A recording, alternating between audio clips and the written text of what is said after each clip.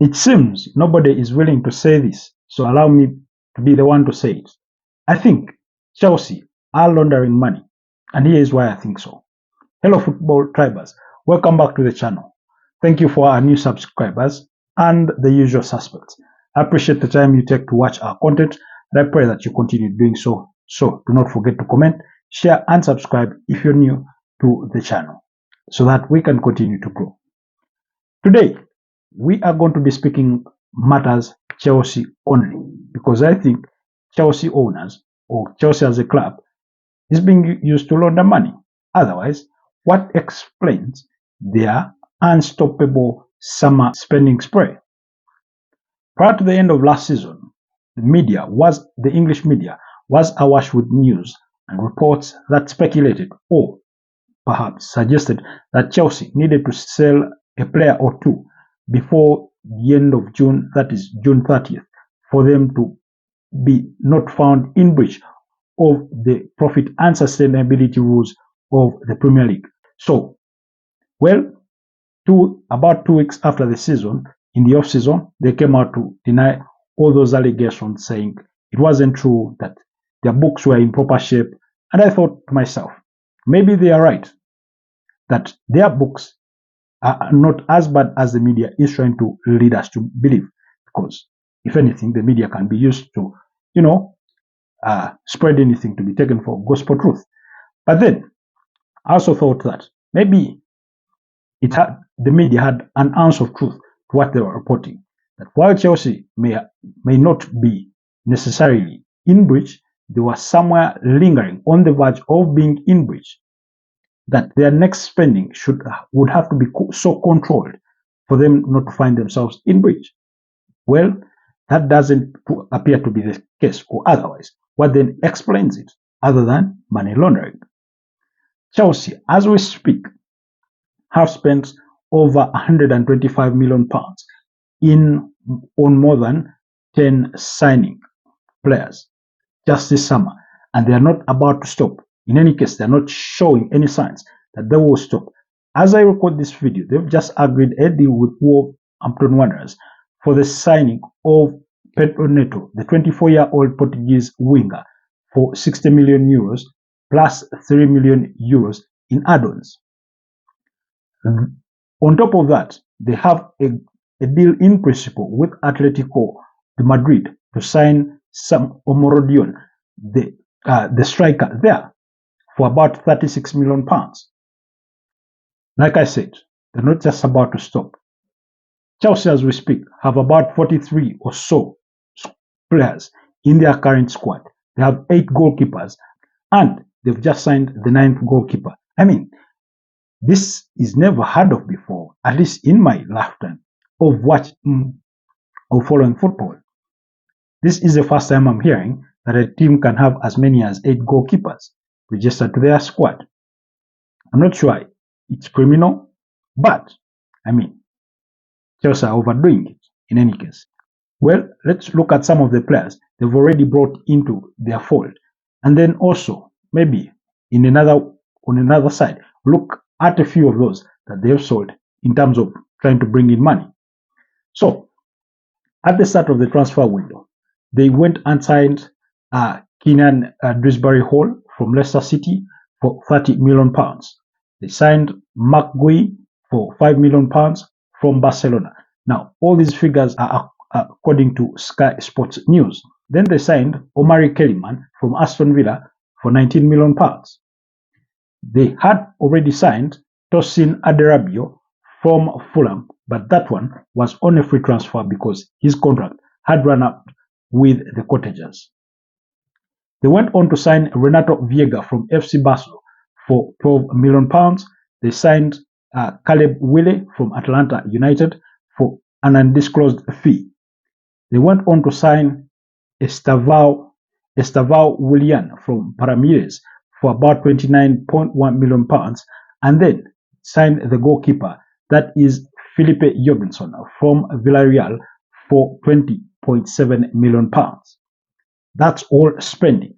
And then, just in the last couple of days, they have signed another Brazilian international in Aaron Anselmino there from Boca Juniors for £15.6 million. While we're still, dwelling on that signing, they went and signed a goalkeeper from Genk in Mike Penders for £17 million for him to become the ninth goalkeeper. However, this one will be heading back for a season-long loan, and he will be joining them officially or to be part of their squad in the summer of 2025. I mean, who is making all these decisions at Chelsea?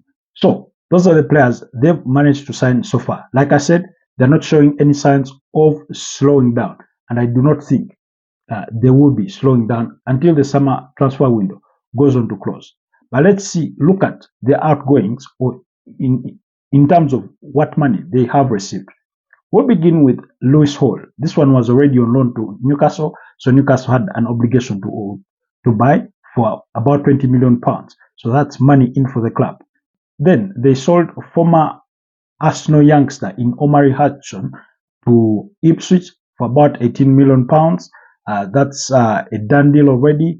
Ian Matson to Aston Villa for £37.5 million. So that's money in for them. Then they've let go of Conor Gallagher to Atletico Madrid for a fee believed to be about £38 million there. But remember, like I told you, Samu Omorodion is coming from Atletico Madrid, should nothing change, to Chelsea for a fee of about £36 million. So you can see the difference there is very small. So those are some of their key outgoings or players that they have sold for a reasonable fee or for substantial fees. Then they are still in negotiations with Napoli over the signing of Victor Osimhen, who is reported to be valued at about 120 million euros according to his release clause. However, whereas Napoli are willing to weigh down or to reduce on their asking price, one would think it may not go down to be less than £75 million. That, in addition to their own striker in Romelu Lukaku moving in the opposite direction, that's to Napoli, because Antonio Conte there does fancy Romelu Lukaku, and remember, he was his boss at Chelsea at some point, and then of course at Inter Milan when he was playing them at that front two with Lautaro Martinez. As we speak, Romelu Lukaku, who spent last season on loan at AS Roma, is valued at about 16 to 20 million pounds. So clearly, in a swap deal plus cash, the valuation for Lukaku there is not too high. So by the end of the transfer window, that is by the end of August, Chelsea may have well spent way over 220 million pounds. Well, something tells me that they've looked at what is happening with Manchester City, who have their 115 charges pending there on the desk, gathering as much dust as they can gather, playing footsie with the Premier League, who keep saying they will prosecute Manchester City for those, breaches, most of which are financial or finance related. And Chelsea are thinking, well, I think we can also go ahead and, break the rules. After all, our owners are American, so America has good relations with the, UK government. This could be slightly far-fetched, but if you remember that the UK government low-key acknowledged its officials having had, a meeting with their, with their embassy or officials or representatives with Abu Dhabi, because that's where Sheikh Mansour, the owner of Manchester City or City Group, does come from. So clearly, we cannot take out diplomacy and politics out of the whole conversation in such scenarios. So maybe Chelsea are thinking, well, I think we can go ahead and breach some of these rules, and we could easily get away with it. But anyway, we'll watch the space and see how everything will go about. But the conversation of money laundering aside, who the heck is running Chelsea?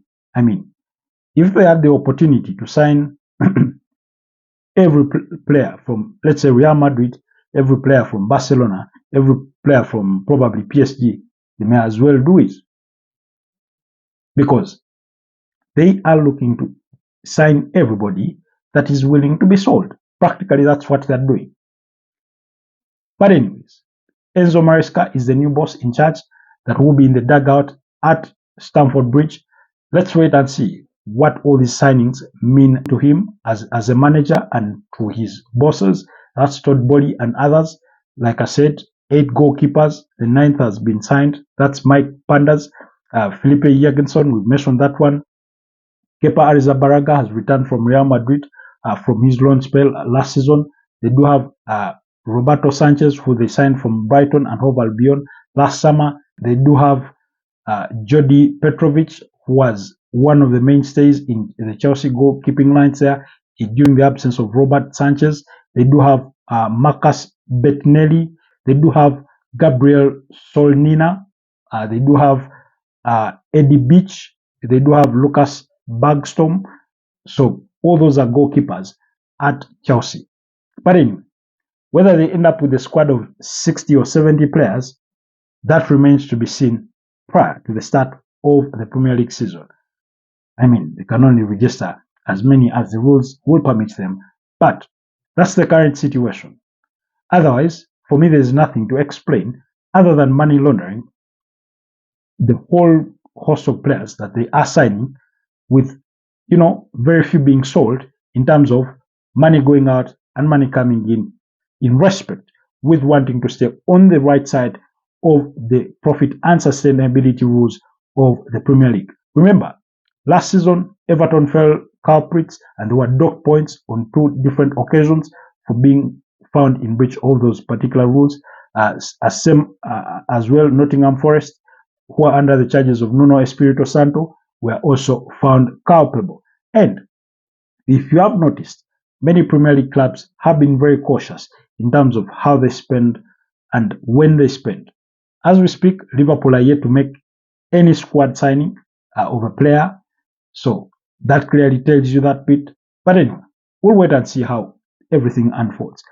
At Chelsea, let's just keep an eye on them. You never know.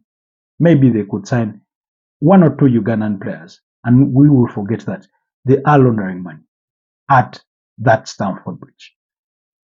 Thanks for watching, and I'll see you next time. Robert Kesakos is my name. Stay blessed.